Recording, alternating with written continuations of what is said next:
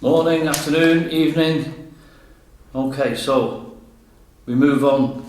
I said we're moving on to chapter 15, and I think I got it wrong yesterday. So we're making great progress, and what's happened to the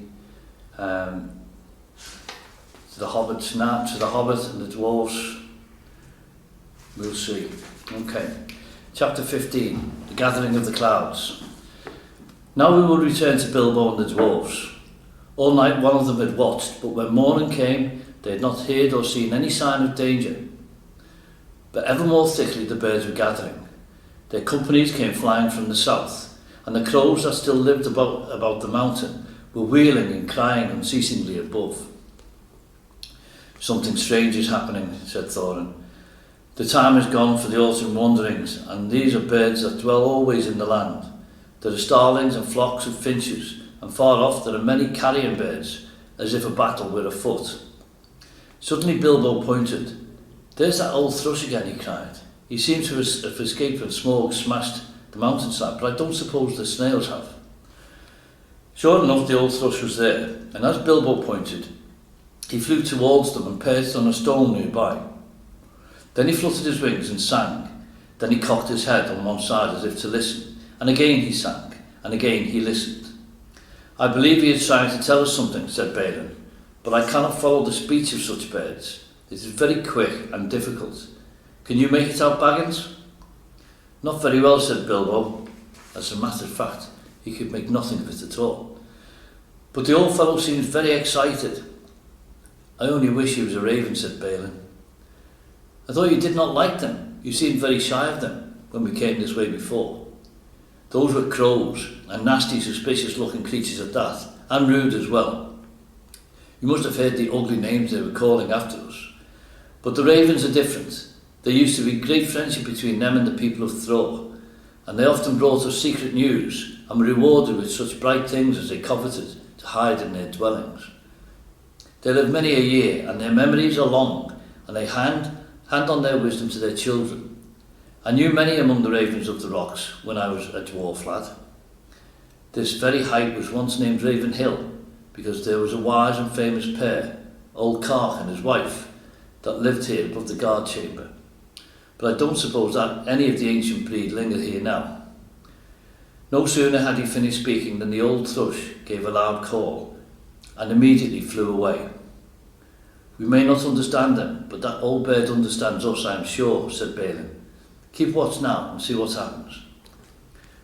Before long, there was a fluttering of wings, and back came the thrush, and with him a most decrepit old bird. He was getting blind. He could hardly fly, and the top of his head was bald. He was an aged raven of great size.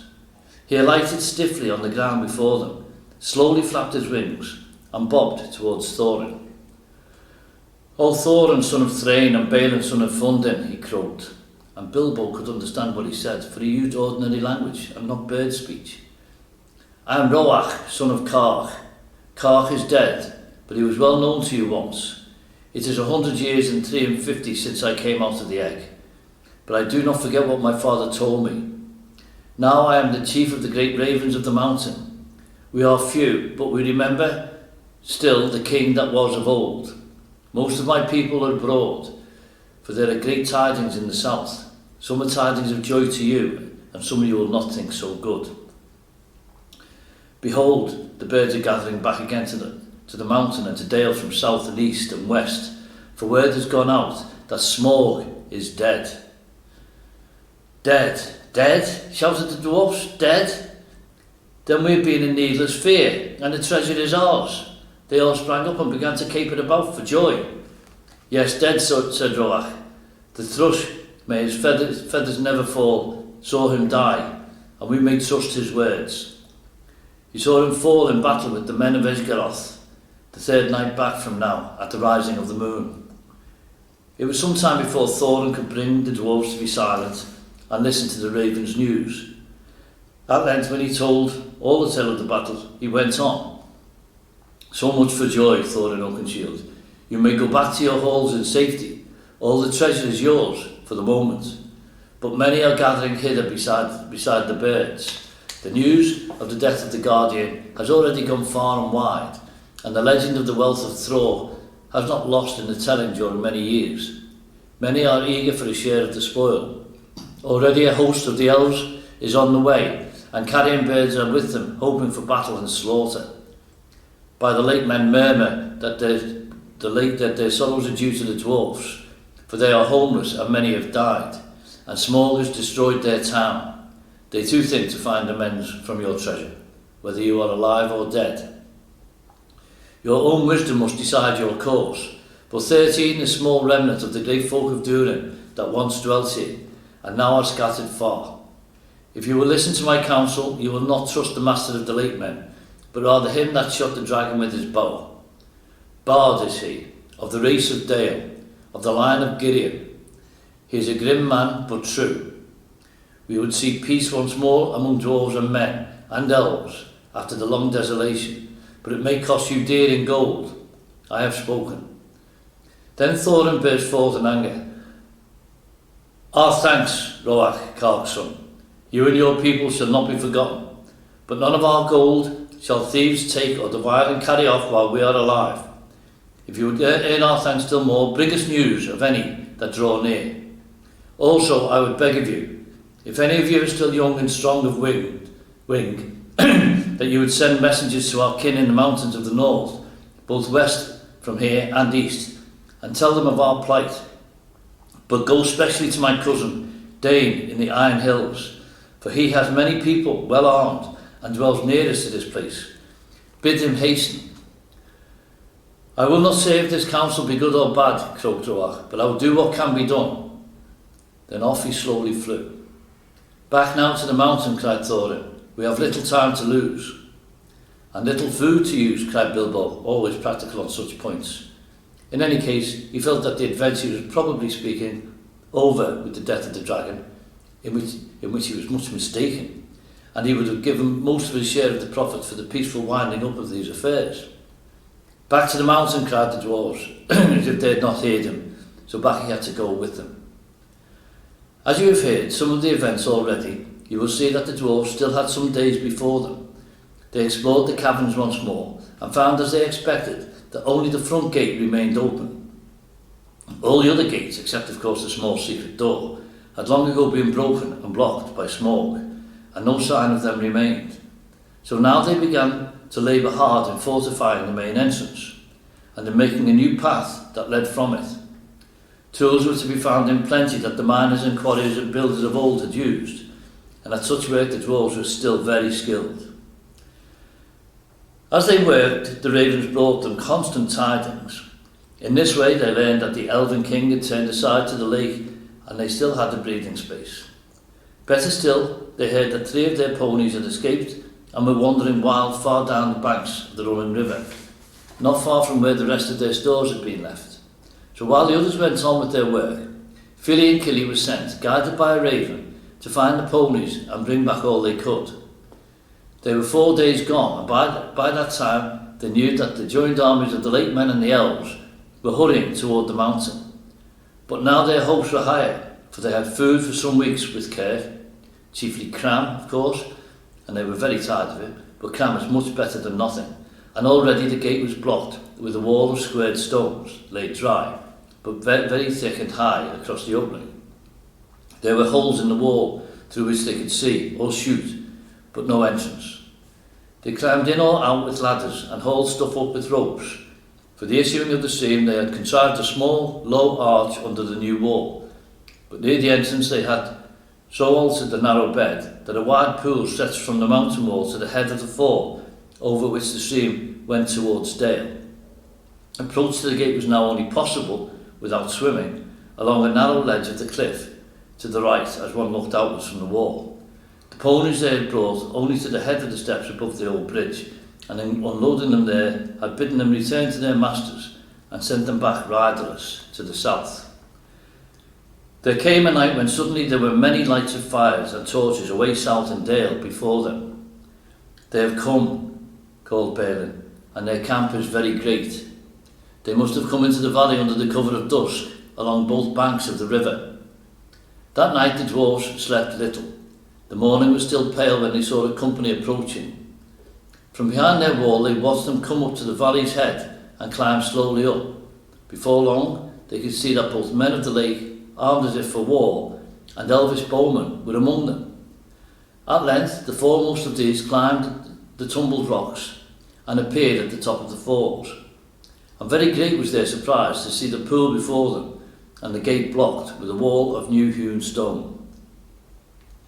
As they stood pointing and speaking to one another, Thorin hailed them.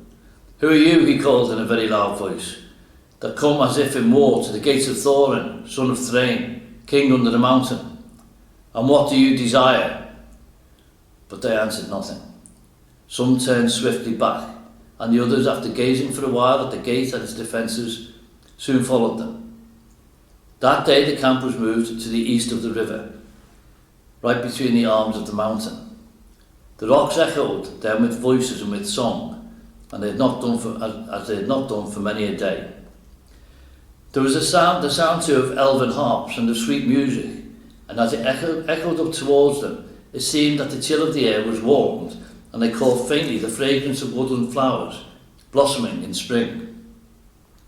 Then Bilbo longed to escape from the dark fortress and to go down and join in the mirth and feasting by the fires.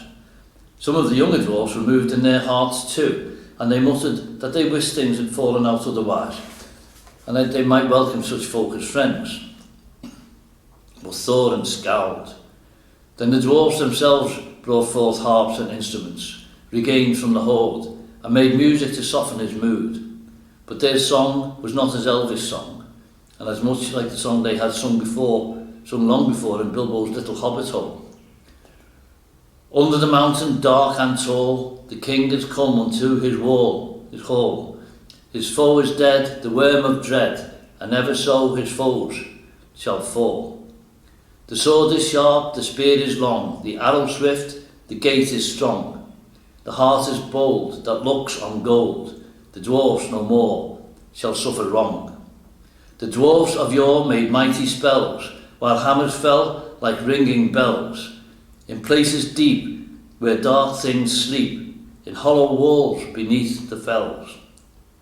On silver necklaces they strung, the light of stars on crowns they hung, the dragon fire from twisted wire, the melody of harps they rung.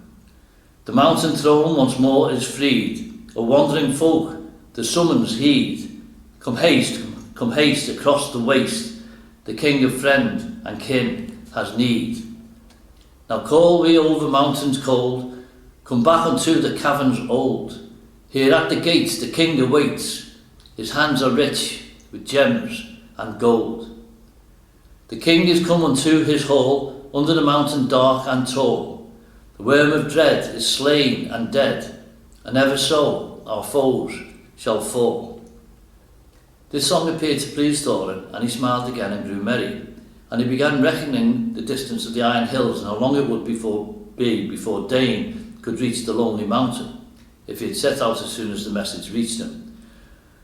But Bilbo's heart fell, both at the song and the talk. They sounded much too warlike. The next morning early, a company of spearmen was seen crossing the river and marching up the valley. They bore with them the green banner of the Elven King and the blue banner of the lake, and they advanced until they stood right before the wall at the gate. Again Thorin hailed them in a loud voice. "Who are you that come armed for war to the gates of Thorin, son of Thrain, king under the mountain?" This time he was answered.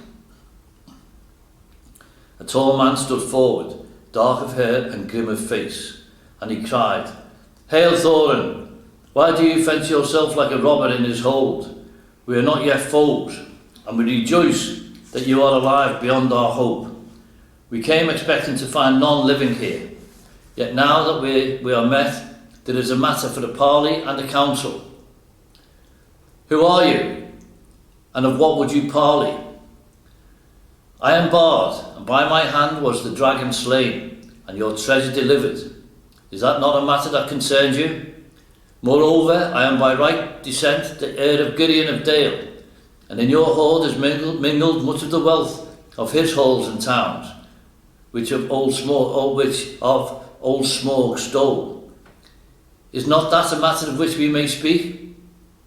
Further, in his last battle, Smaug destroyed the dwellings of the men of Esgaroth, and I am yet the servant of their master. I would speak for him, and ask whether you have no thought for the sorrow and misery of his people. They aided you in your distress, and in recompense you have thus far brought ruin only, though doubtless undesigned. Now these were fair words and true, if proudly and grimly spoken, and Bilbo thought that Thorin would at once admit what justice was in them. He did not, of course, expect that anyone would remember that it was he who discovered all by himself the dragon's weak spot. And that was just as well, for no one ever did. But also he did not reckon with the power that gold has upon which a dragon has long brooded, nor with dwarfish hearts.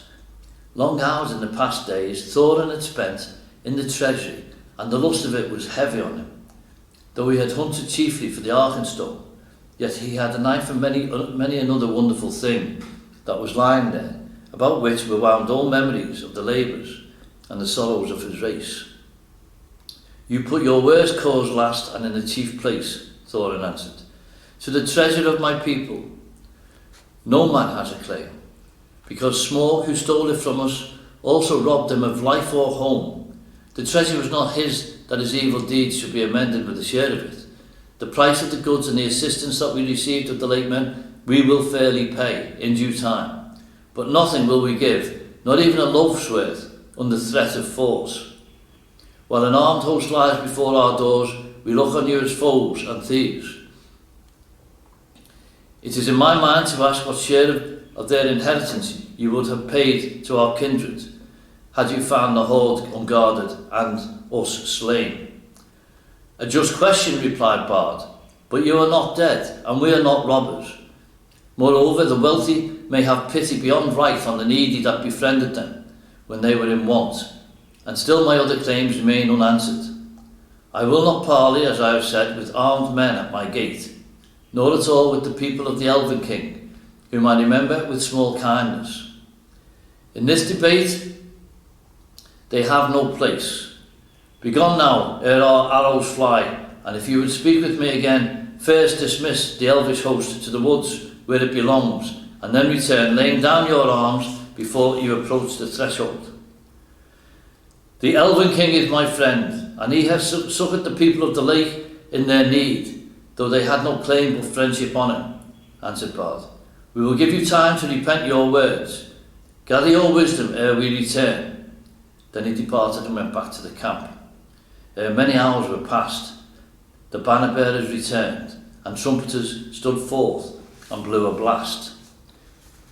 In the name of Esgaroth and the forest, one cried, we speak unto Thorin Thrain's son Oakenshield, calling himself the king under the mountain, and we bid him consider well the claims that have been urged to be declared our foe. At the least he shall deliver 1/12 portion of the treasure unto Bard as the dragon slayer, and as the heir of Girion. From that portion Bard will himself contribute to the aid of Esgaroth. But if Thorin would have the friendship and honour of the lands about, as his sires had of old, then he will give also somewhat of his own for the comfort of the men of the lake. Then Thorin seized a bow of horn and shot an arrow at the speaker. It smote into his shield and stuck there quivering. Since such is your answer, he called in return, I declare the mountain besieged. You shall not depart from it until you call on your side for a truce and a parley. We will bear no weapons against you, but will leave you to your gold. You may eat that, if you will. With that, the messengers departed swiftly, and the dwarves were left to consider their case. So grim had Thorin become, that even if they had wished, the others would not have dared to find fault with him. But indeed, most of them seemed to share his mind, except perhaps old fat Bombur and Filly and Killy. Bilbo, of course, disapproved of the whole turn of affairs. He had by now had more than enough of the mountain, and being besieged inside it was not at all to his taste. The whole place still stinks of dragon, he grumbled to himself, and it makes me sick, and cram is beginning simply to stick in my throat. End of chapter 50.